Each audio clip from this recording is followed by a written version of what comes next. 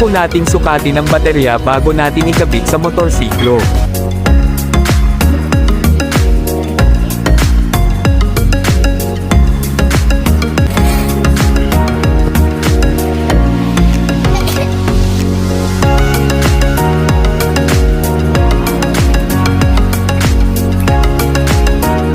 Ayan na po man, successful po ang ating heating sensor na baterya.